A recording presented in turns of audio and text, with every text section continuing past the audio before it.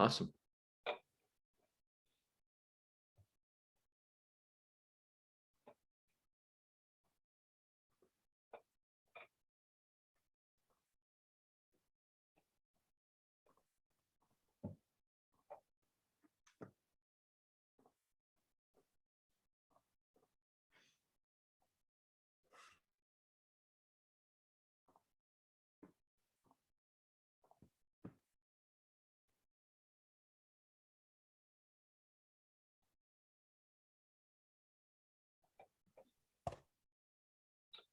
Good morning, everyone, and welcome to the second seminar of our Reimagining Retail Post-COVID.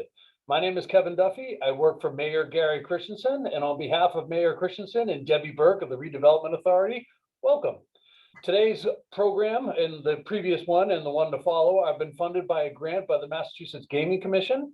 We will be accepting questions and answers, but if you can, please send them directly to me. I will keep them, and then those will be the subject of our third seminar, which will be overcoming obstacles to implementation of all the great information that Matt Urban has shared, will share, and you're about to see today. So we have a treat. Ladies and gentlemen, without further ado, let me turn it over to Matt Urban. Thank you so much, Kevin. It is fantastic to be here with you on week 2 of the Reimagining Retail seminar series. Thank you, everybody, for joining me today. I know it is not the most beautiful day outside, so I guess why not gather around a laptop, learn a few things about digital marketing and how you can improve your businesses. I'm excited to show you this, so let me start presenting my screen. Share Chrome and present. Okay, and let me go full screen here. Oops, hold on.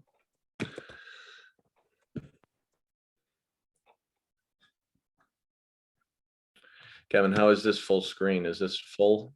That looks fantastic. Well, good enough, Matt. Good enough. Yeah, I'm a Dell guy through and through, and like I'm on a on a Mac, so forgive me for that tech difficulty. So, anyways, good morning, everybody. Thanks again. Really appreciate all your time. This is an initiative. We're all here to be working together, collaborating so that we can help you, the businesses of Malden, really bounce back after a tough year of 2020. I know that didn't go the way we had all imagined it would. So Kevin, myself, we've gotten together, put our big brains together to give you some helpful content. And if anything that you take away from today, it's strategies or things that maybe you've heard of in the past or have thought about doing. And I want to be the resource for you because whether, we go through this whole thing and you have like 2 or 3 notes that you want to follow up with me on, Kevin has given me the okay to say, hey, outside of the Q&A next week, let's find a time to talk about your business and about your goals and what's happening and what you want to do when it comes to your online presence. So today I'm just going to recap the last week. We went through a lot of information. I just want to make sure that's fresh in your brain because it does tie into what we're talking about today, which is boosting your online presence with digital marketing strategies. This is my wheelhouse. This is what I do. I'm going to get into a little bit more about who I am. And then we have some ideas as well on finding different ways to drive revenue in a post-COVID world. But first, I wanted to introduce myself for those that were on the call last week. Welcome back. I'm not going to go through my whole spiel, but I'm an incredibly thankful person to be in this position. I actually grew up in Malden, went to Malden High, class of 2008. And I moved to the big city a couple of years ago. I worked for this giant media company called USA Today Network. And then I came back due to COVID, actually. Unfortunately, it didn't work out there. But I'm still working for the media company. I'm also running my own business called Matt Urban Marketing that helps local businesses here in Malden and the greater Boston area with their digital marketing strategies. And then on the side, I am going to school for user experience design. So not only can I help businesses drive leads, but I can also ensure that those leads, those potential customers, are experiencing a seamless interaction with your business. And that can happen anywhere from online to over the phone, any part of your service or product. That's what user experience does. My goal is always, hey, let's build successful strategies that lead to more revenue. I started doing this as a 7th grader. I actually got one of my first businesses back then, selling papers right up the corner of my childhood home. This was incredibly tough experience to start because you just got to sit out there, rain, sleet, snow, or occasionally shine. But the important thing was that I realized that I love nothing more than, one, taking a nap on the job, but two, also controlling the business side of things, understanding how to generate revenue and build customer relationships. I was working with inventory, the Boston Globe, New York Times, and Herald. And at a young age, I just said, this is what I want to do. I want to run my own business, and I want to help other people now run their businesses. So let's just recap what we went through last week. We talked a lot about service design, and really simply put, it's all about designing, aligning, and optimizing an organization's operations to support the customer journey. You're going to hear that word a lot today, the customer journey. This is what when I talk to businesses that are in your position looking to learn more about how do they increase their online presence, we have to be thinking about that journey. The service design side of it, however, what we talked about was more or less the processes behind each touch point at your business, and how it's really a combination of decisions, actions, and responses that if we can sit down with other stakeholders and we can think about ways to improve processes within our business by mapping out each thing that maybe a customer goes through. For example, restaurant, like when they go to book a reservation, is there any opportunity within that time frame that we can almost go above and beyond to make that customer not only have a seamless experience, but something that they're going to turn around to their friends, right? And we see here, garner repeat business. Service blueprint is what we just talked about. It's the X's and O's. How are we going to write out all the things that are happening during that interaction between the customer and the business? This journey map side of it, this is what we're going to be talking about today. We're not only talking, like on the right side here, process, on the left-hand side, experience. What is happening as they move through that journey from the time that they just hear about our business to the time that they become a loyal customer.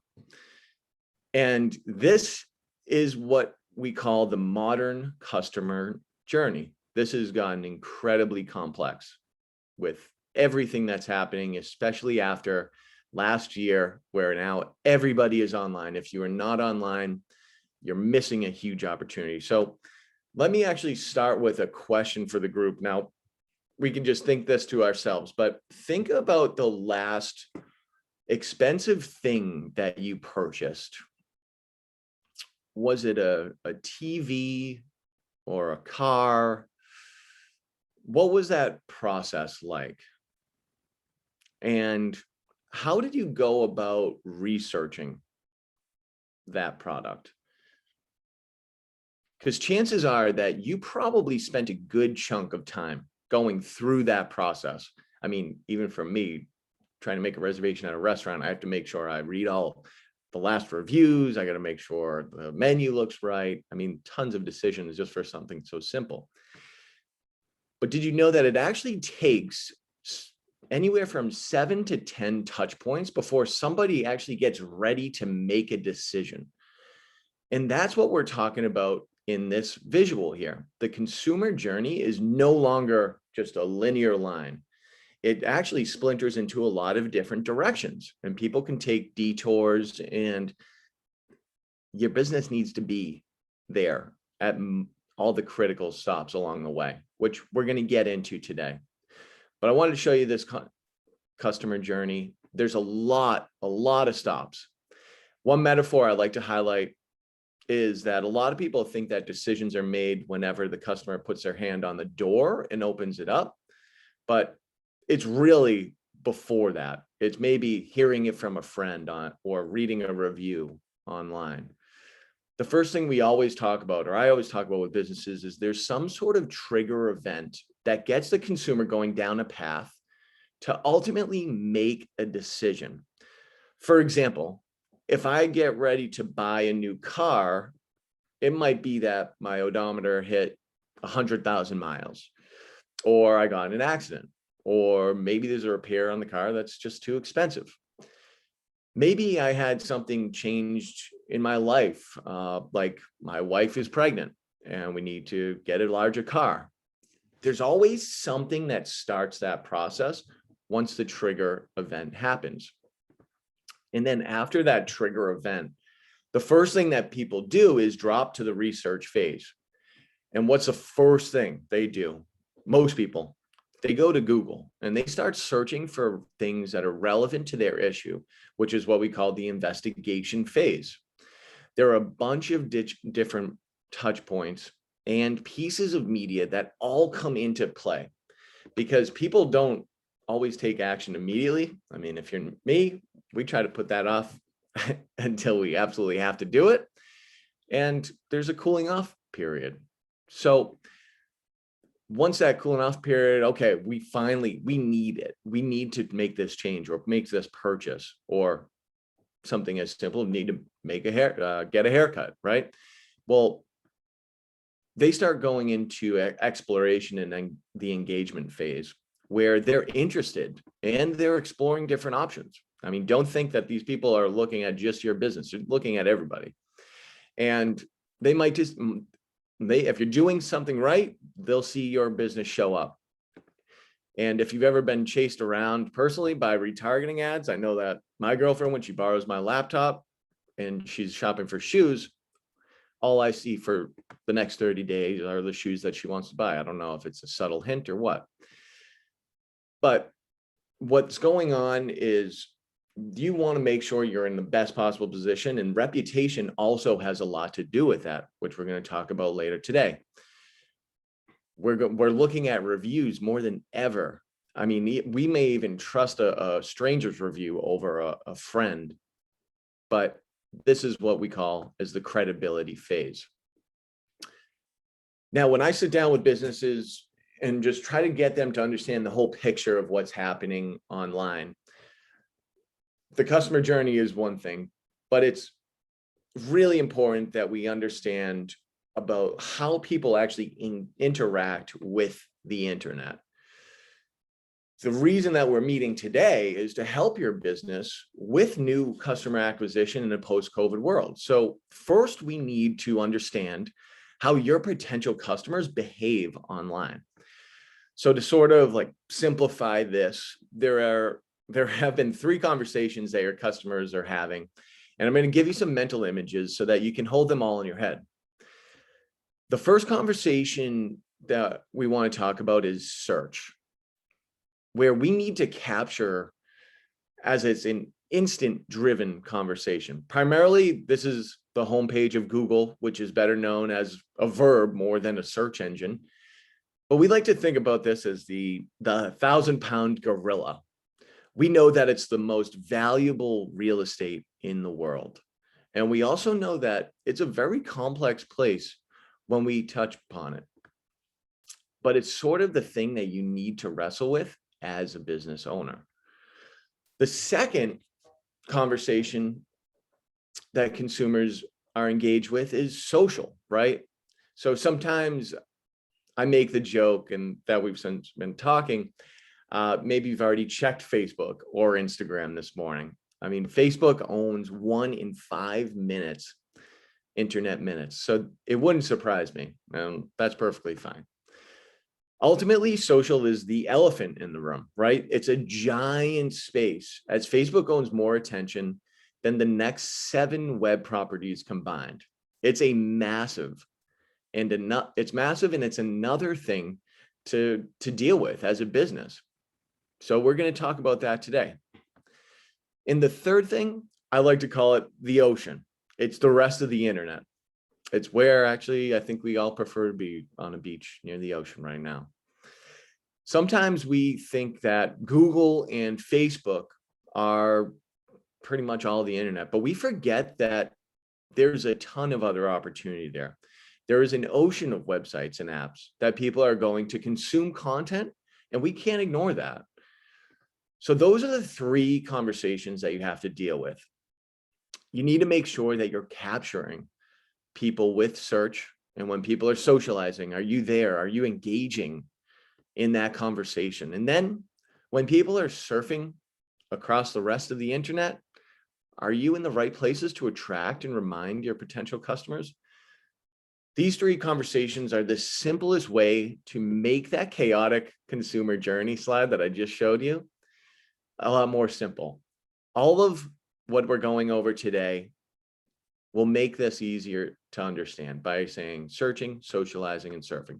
So let's dive into the first conversation, and that's the thing we've been talking about, search.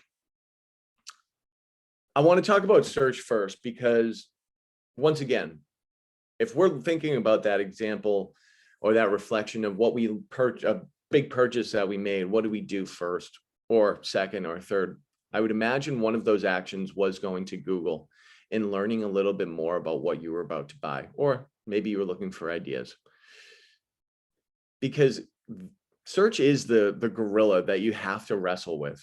We all talked about how integral it is to the customer journey, that it shows up at the beginning of this process. And in the research phase, it shows up actually at the end. So you've probably been on Google a bunch of times, maybe already today, looking for all sorts of things. So we want to make sure that you and your business is there when consumers are searching, right? Search engine marketing can be complex, and there are a lot of things you need to take into consideration to be effective. So let's just dive into a few of them. First, I want to sit on your side. I know how complicated this is. This is why I'm here. This is what I do for a living. I'm certified to the highest extent with Google Ads. I remember actually back in like 2007 when search engine marketing was like pretty simple. All it was you just paid Google $50, whatever, for a week, and they would show your ads. Now it's a lot more complicated, and there's also a lot more ways to search too. It's not just Google. There's a bunch of other publishers that you should consider. They're actually cheaper as well. I can tell you Bing firsthand, much cheaper, depending on who your target audience is. So really the best practices that I want to touch on in a little bit will be to help you run, if you want to run a campaign, run it efficiently. You'll need a partner like me, a partner like the City of Malden, to help you really understand how to navigate this ever-changing landscape.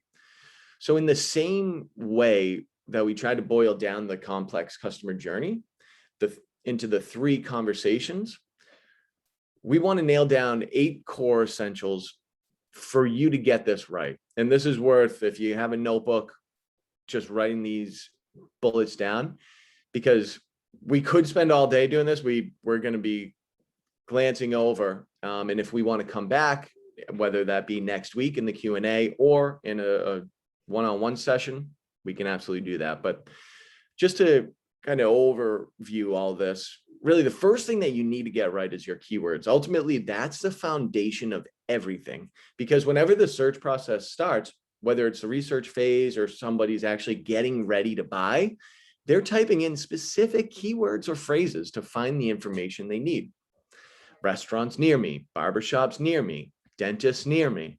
Obviously, you want to be discoverable when consumers are showing that intent, right? That's almost, like I said earlier, the low-hanging fruit. There's a variety of different ways that you can match to that search. And it's really important that you are understanding how people are, what they're actually typing in. Every month, somewhere between 16 to 20% of searches are completely new to Google, meaning they've never been searched before. So it's imperative that you may want to go in and actually look at your account. This is something that I do with all my clients. We look at the searches themselves. But once we get the keywords in place, the next thing you want to look at is your targeting, right? Every business has a target audience. And luckily with Google, they already know everything about the people using it. So setting up the proper geographic boundaries to the campaign will help with the conversions of getting people onto your site and giving you a call. But it also eliminates the out of area traffic. I mean, if you don't want people from New Hampshire calling you up and you're paying for that traffic, then we need to add that as what we call a negative keyword. So you also want to think about device targeting too. How do most people interact with your business online today? Is it on mobile or desktop? The third thing you want to look at, I mentioned this earlier, the publishers. Google's not the only show in town. Bing, Yahoo, those are also search engines that people use. Technically, I see a more older demographic on those, and I see also half the cost. And it's an opportunity for businesses that have an older target audience. The last part I want to talk about is the setup phase, like the budgeting. This is so important. I'm not going to sit here and say, hey, you got to spend thousands of dollars, but determining a proper budget is essential to the success of the campaign. Sometimes a lot of people, they want to start off with a little budget, and that could leave you with not only no leads, but just low visibility. And too much budget can actually have you paying more per lead than you need to. So you want to make sure that your campaign is budgeted appropriately, that's in line with your business goals. And the word that we always use is that impression share. It means how many times are your ads showing up compared to the amount of searches out there. And you'll want to write really strong text ads.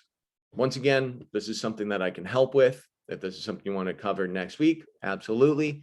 But strong worded text ads engage the customer and make sure that they click on your ad. Your text ads will actually drive interested users into or onto your website.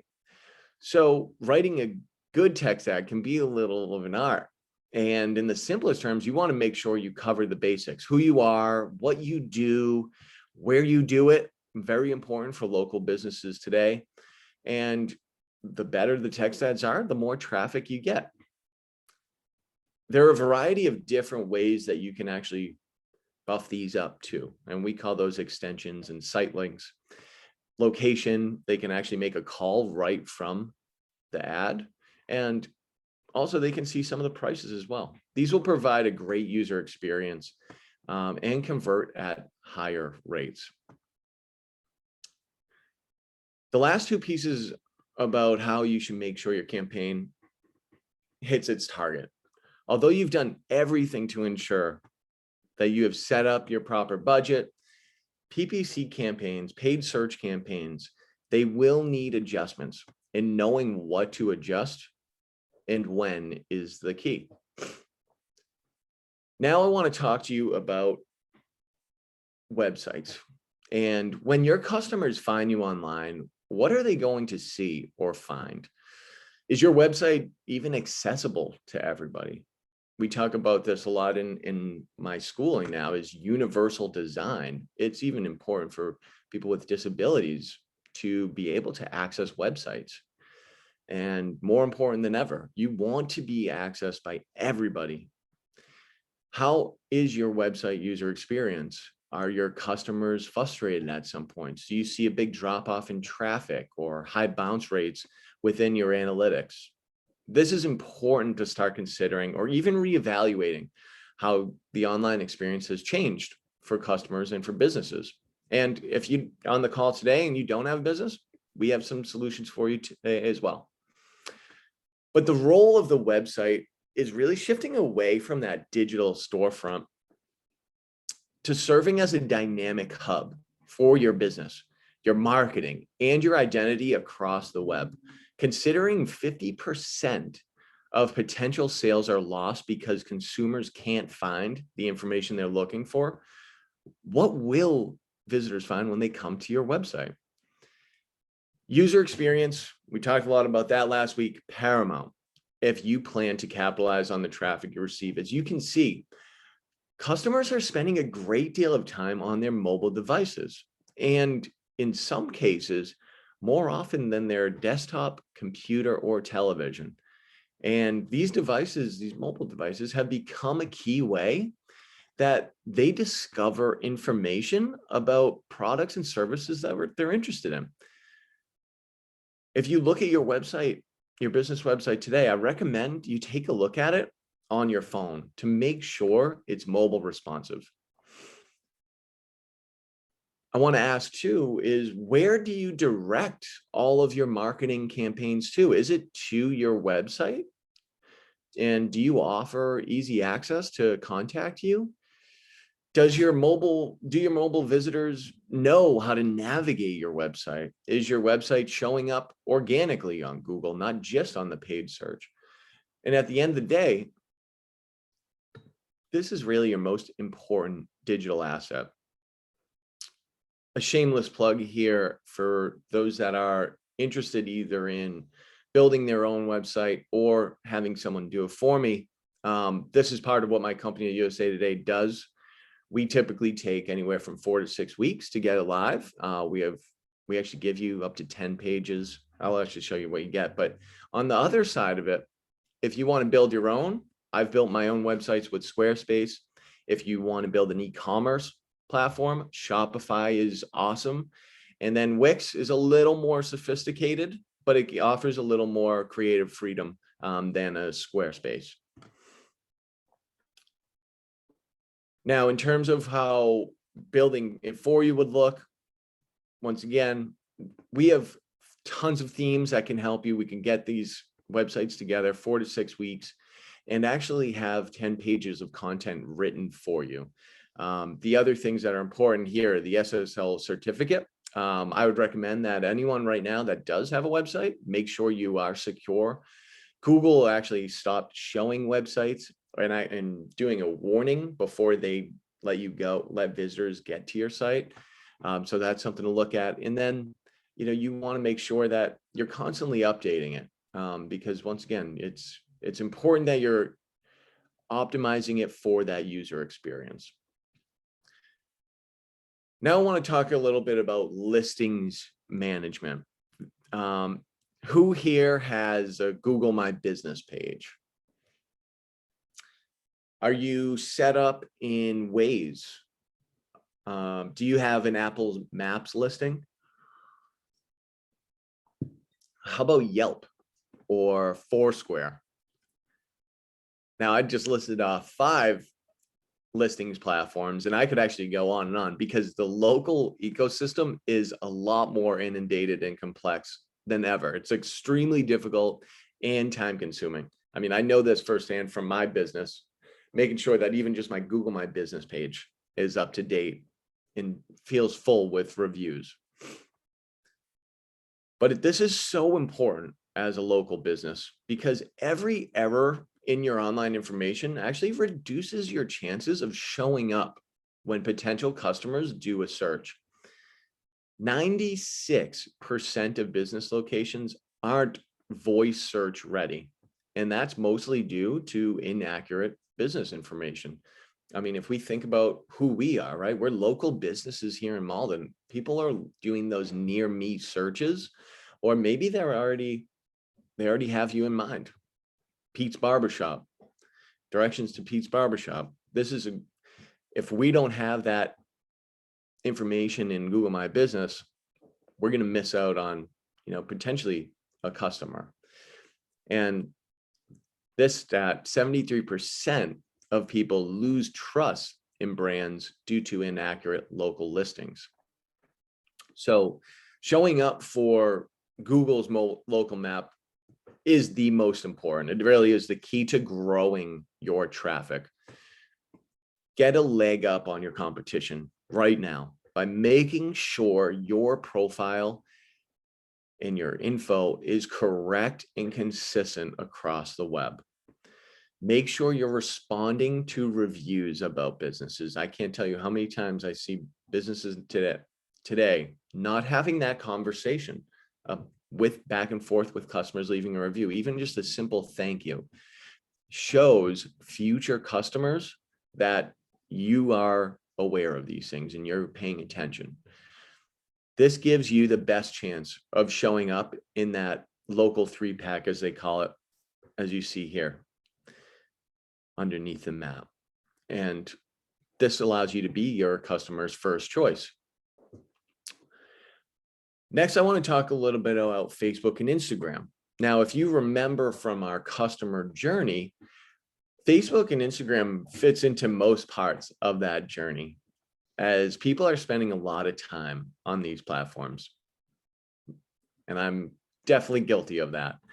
Facebook and Instagram, they fit into every part of the customer journey because it fills in all the gaps in our lives. What we actually say is that Facebook is the center of discovery. And everybody thinks about Google as being like the gorilla online, but honestly, in terms of time spent, it's Facebook. Facebook and Instagram are actually larger than the next 8 major web properties combined. It's bigger than Google, YouTube, Snapchat, Twitter, and ESPN combined. Altogether, Facebook owns 1 in 5 internet minutes. And chances are, like I said earlier, somebody may have already checked Facebook while I'm talking. And once again, I don't blame you. Look at those baby pictures and those dog pictures. But let's learn a little bit more about Facebook. So a few other stats to keep in mind about Facebook in terms of why it's important is you really want to take advantage of the close to 3 billion active users and how much time they spend on that platform.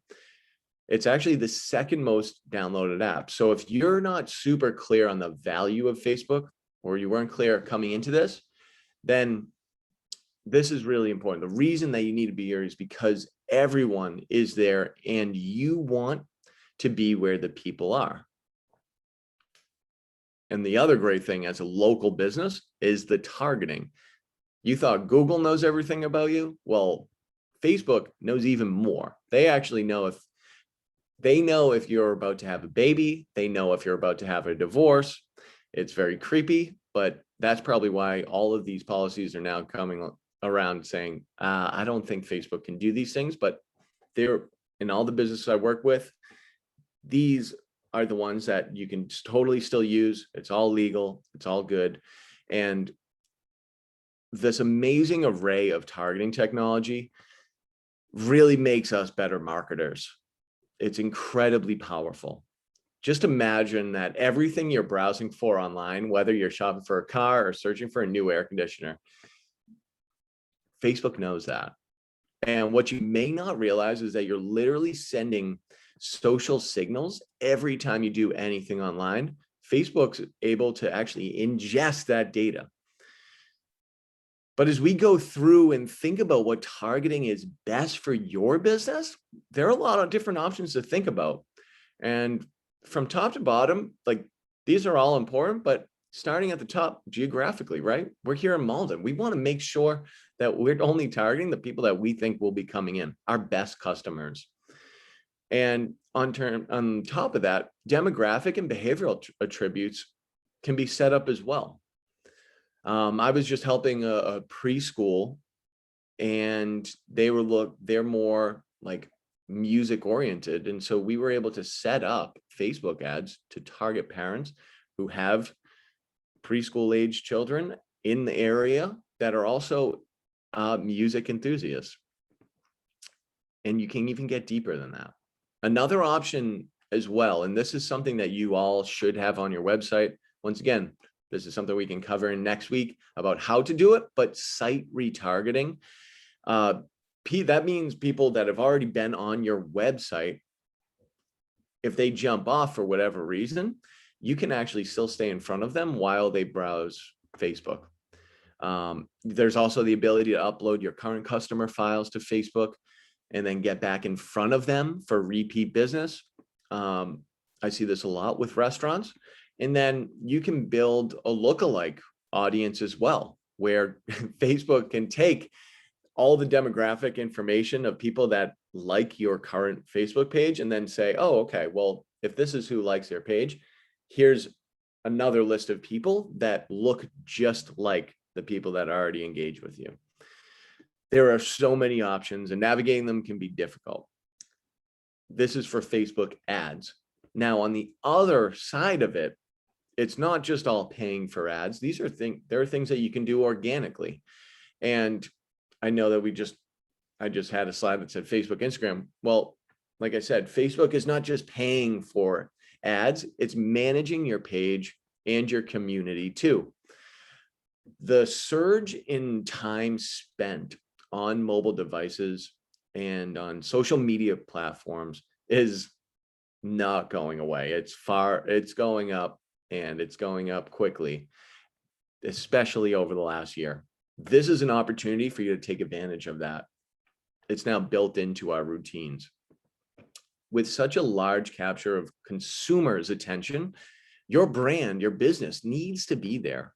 If more than 1/3 of a person's time spent is on there and you're not, you increase those chances of your potential customer not hearing your message or seeing your brand or even considering your service or product. Potential customers are educated way more than they were even 3 years ago. Recent customers demand a response immediately to their inquiries. And too many brands, about 80%, miss out on that opportunity to build a connection with a potential customer or reinforce a relationship with a current customer. Because as I mentioned earlier, even just replying to reviews, it's such a small thing that people now, they expect. That conversation going back and forth, it makes it seem like the brand or the business it's human. That's all we want. We just want that human interaction. And the simple acknowledgement of a review can send a ripple effect that reach beyond just that current moment. It takes time. And the important thing is that you're thinking about when you look at your Facebook page is, okay, well, I want to make sure I'm consistently at least posting maybe anywhere from 2 to 4, 2 to 5 times a week. And that it doesn't necessarily have to get a ton of engagement, but it's that conversation that, hey, we're here, if you ever stumble across us, you see there's recent content, and you also see if there's reviews that we're replying to them as well. And it's really important that we have a strategy in place as businesses. Like I mentioned earlier, I would suggest that you do at least think about posting anywhere from 2 to 4 or 5 times a week. I know it takes some time, but there are some ways to make it really easy. Posting or doing a quick video of the business of you introducing the business or introducing yourself, or maybe a customer testimonial. Like these things, especially in the video aspect, they humanize your brand and they humanize your business. And there's a message there to the potential customers who feel like they know you already.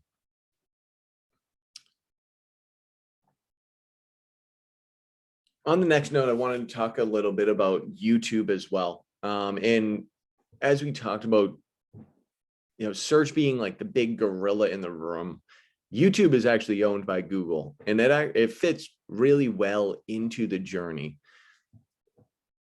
more along the lines of the engagement phase. A lot of people that I talk to remember what YouTube used to be known for, and it grew up in front of all of our eyes.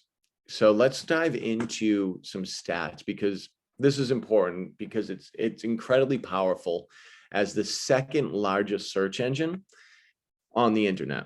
So if you think that you're running a search campaign and you think that you're already in a lot of places, but you're not on YouTube, that's a gap that should be filled. The other thing to keep in mind is YouTube is the #1 research engine. Sorry, Google's the #1 search engine. YouTube, number one research engine. And what do I mean by that? Well, the number one search query on YouTube is how to. How do I change my oil?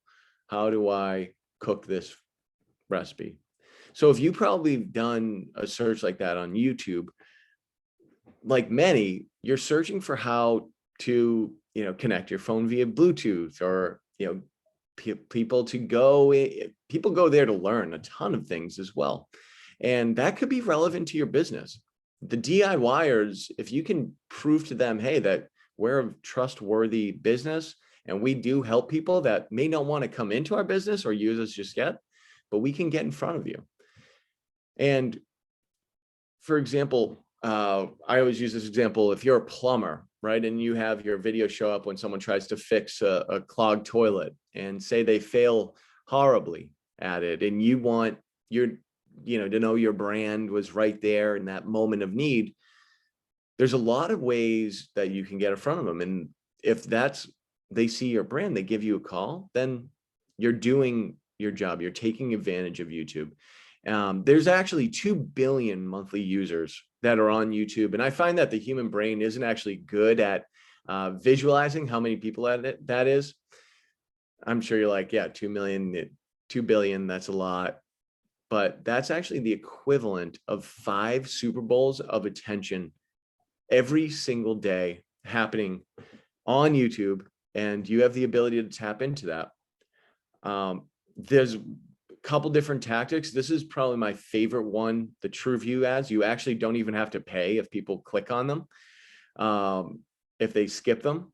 So there's an opportunity there to really, and you're paying very cheap, 10 to 15 cents for even a completed view.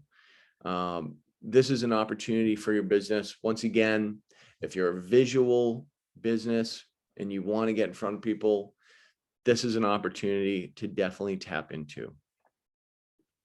So I told you how there's a couple billion monthly YouTube users. Here's all the targeting options you can actually take advantage of. But what I want you to know is YouTube has some of the most sophisticated options. We saw Facebook earlier. YouTube is even more sophisticated. And they give you some really good price points.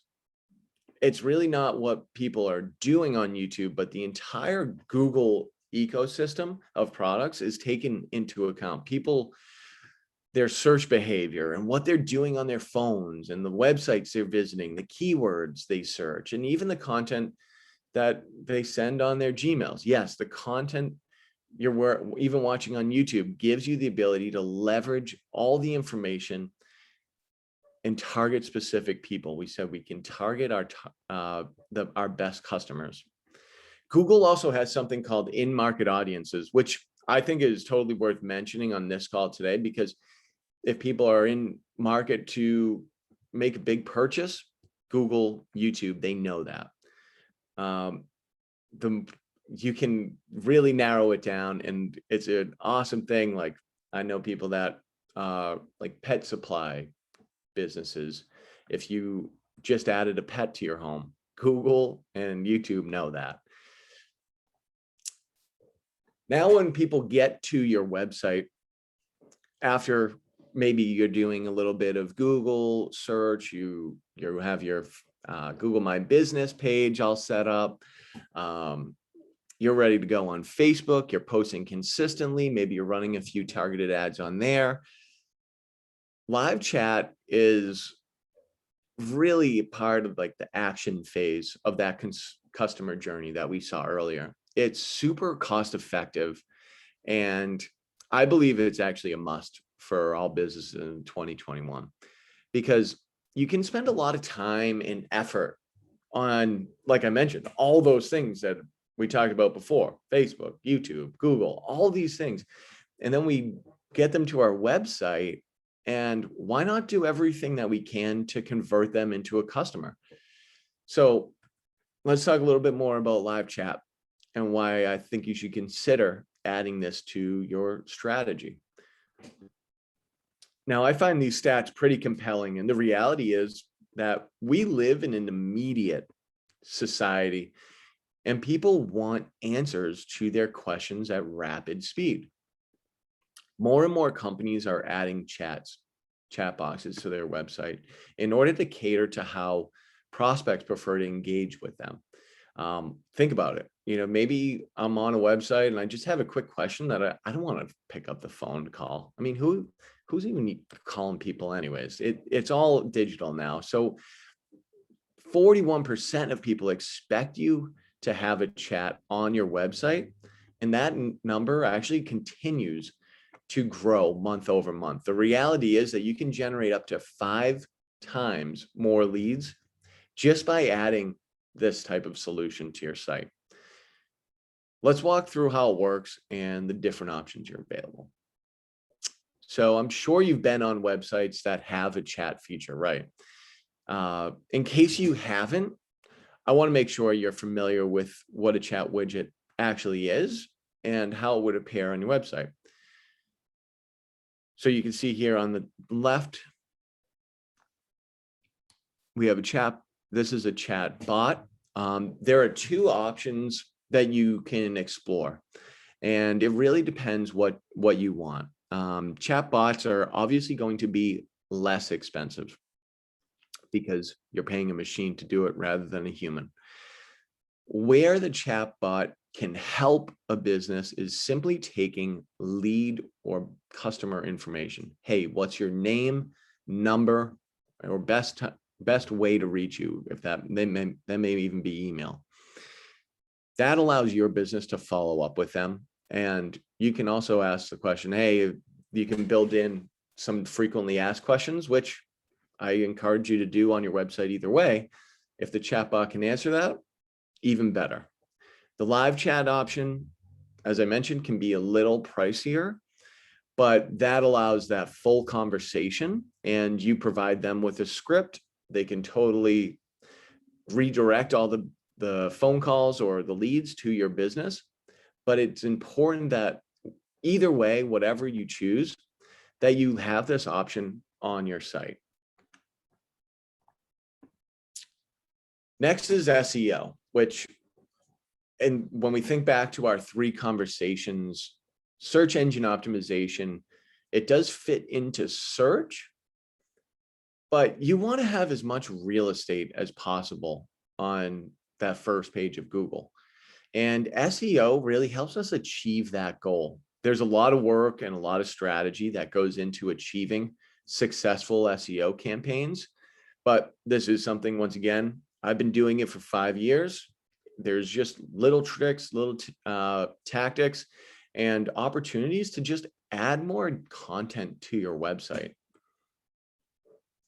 Because Google is really, if you think about what Google is, my favorite analogy is it's just a giant file cabinet of all the websites on the internet. And the more organized that your business, your business is, for Google to just go in, understand, hey, this is what it does, this is where I can find them. And the easier it is, the more likely Google will show your business to that search. Gone are the days of maybe repeating a keyword on a single page so that you rank number 1 for it. Like, that was, they're way smarter than that now. Google has actually made a ton of updates. As you can see here, they are constantly weeding out the websites that are low quality, that are trying to do these little black hat tactics that, really are just trying to cheat the game. Google's on top of it.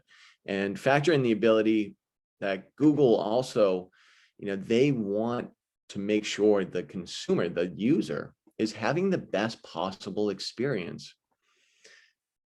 And the algorithms that Google are using to crawl all the websites are evolving. And your competitors right now are optimizing their sites, and businesses and industries are constantly changing. So every site is different, but SEO programs, there's a lot out there that I would recommend. What I would recommend to you is, if you want, I put it here in my notes that if you want me to run an audit on your current website, I'd be happy to do that as part of you being on this call.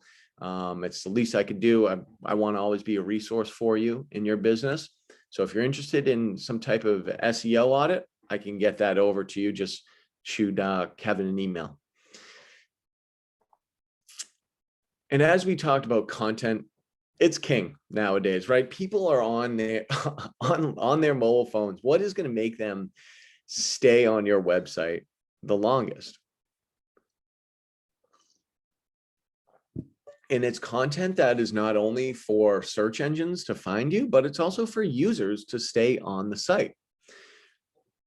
The overall uniqueness, relevancy, and quality of content drives your organic growth. And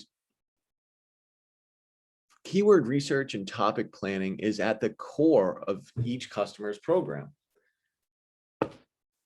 We want to make sure that your content on your site is really woven into once again, the user's needs, but also the Google crawling algorithm. My company, we offer SEO programs that really focus on topic optimization. And a lot of companies out there, if they're good, they will give you at least one piece of content a month to put on your site. Because once again, if a user they're in that stage of, okay, I want to learn more about this product or service that I'm buying, there's an opportunity to educate them and earn their trust, right? We want to earn the customer's trust. Now, in terms for our businesses on the call today that sell things online, Google Shopping is actually an awesome option for you. And we know how the pandemic changed our lives last year. Everybody's shopping online. I think it was year over year, Google Shopping had just exploded. And now everybody is really, they trust it. They trust it more and more. Amazon has paved the way, but Google Shopping is a great opportunity for your business. And online buying behaviors today are off the charts. That's why this is a great opportunity. You can actually personalize your ads. You can show, as you can see in the image here, you can show some of your products as the people are searching. They don't have to even click on it. You don't pay if they don't click on it. Classic verticals like apparel, sporting goods, electronics will always be strong.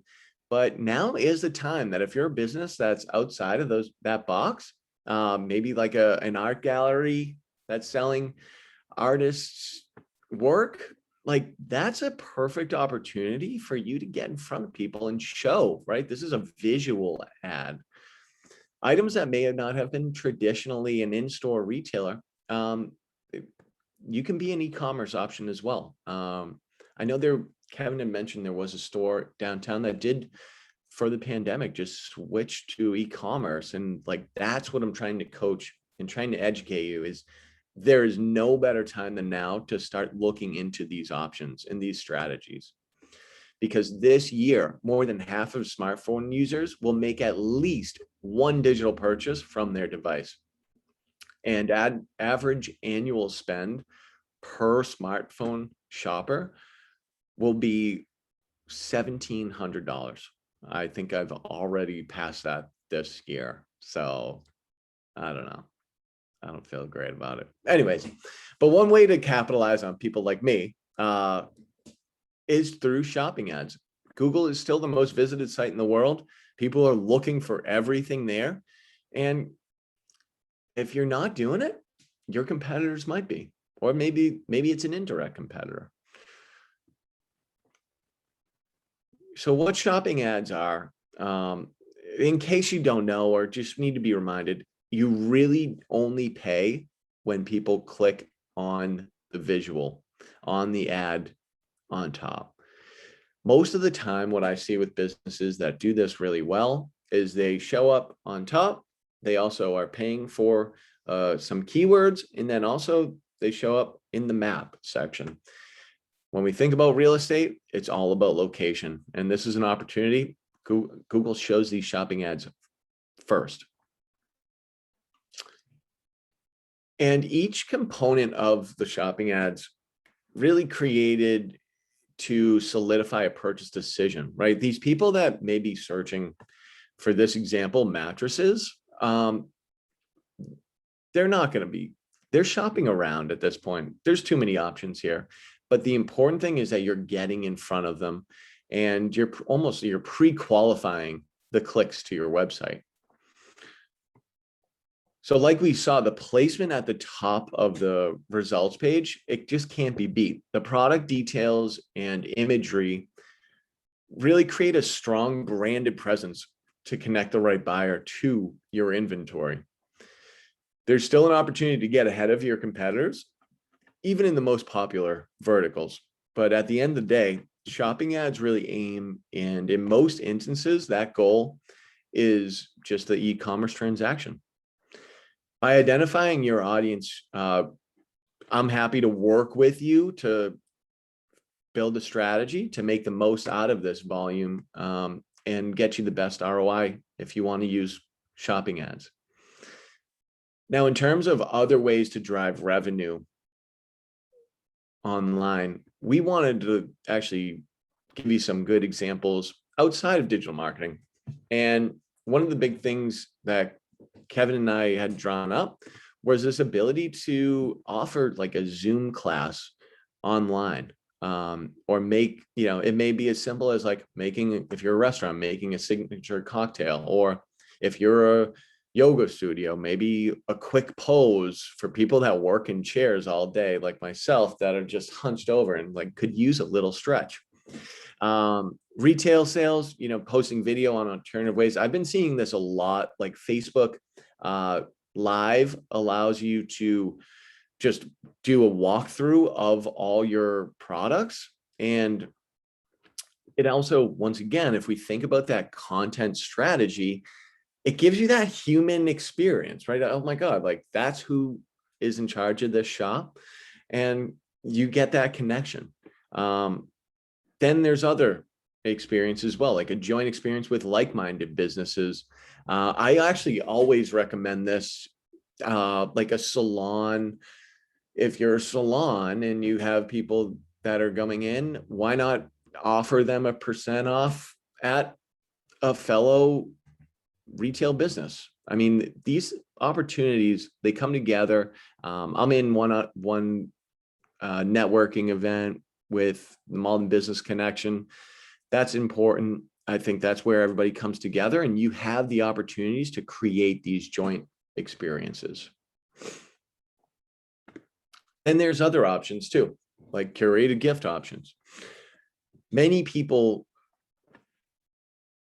that have helped us, want something new and unique.